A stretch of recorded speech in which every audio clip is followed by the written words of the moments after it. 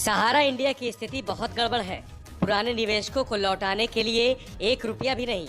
अखबारों में विज्ञापन प्रकाशित कर सहारा इंडिया ने कहा है कि कैश क्रंच की स्थिति है।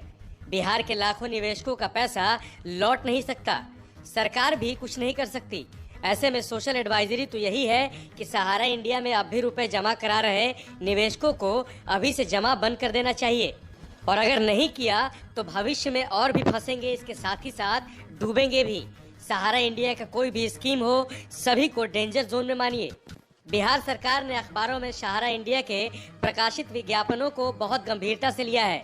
उप मुख्यमंत्री सुशील कुमार मोदी ज्यादा ही गंभीर हैं। दरअसल ये सुशील मोदी ही है जिन्होंने सहारा इंडिया के पुराने निवेशकों की परेशानियों को गंभीरता से लिया।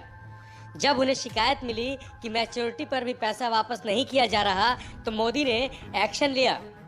सहारा इंडिया को वार्निंग भी दी। भुगतान न करने पर कार्रवाई का सामना करने को भी कहा गया।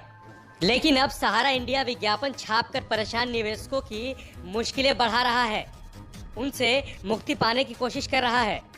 सहारा इंडिया कह रहा है कि आप कुछ भी कर लो, अभी 1 रुपया का भी भुगतान नहीं हो सकता, सो चुपचाप वक्त आने का इंतजार करते रहो। सहारा सुप्रीम कोर्ट और सेबी का एक्शन का हवाला दे रहा है। कह रहा है कि 20,000 करोड़ से अधिक की परिसंपत्ति है, लेकिन बेचकर निवेशकों को दे नहीं सकते। सब कुछ रोक रखा है, इसलिए कैश क्रंच की स्थिति है।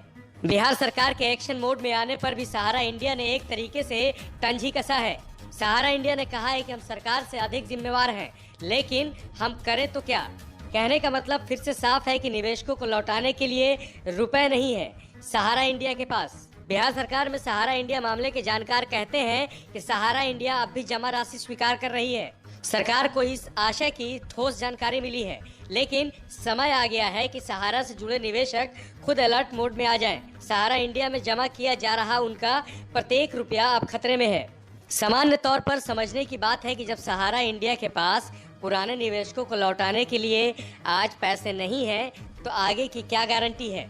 सहारा इंडिया की बिगड़ी हुई सूरत में आज भी राशि जमा करा रहे लोग इतना ख्याल रखें कि अपने दस्तावेज को सहेज कर रखें।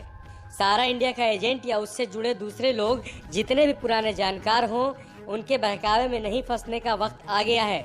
सो ध्यान रखिएगा कि जब कभी आप सावधानी से चूकते हैं तो दुर्घटना हो जाती है।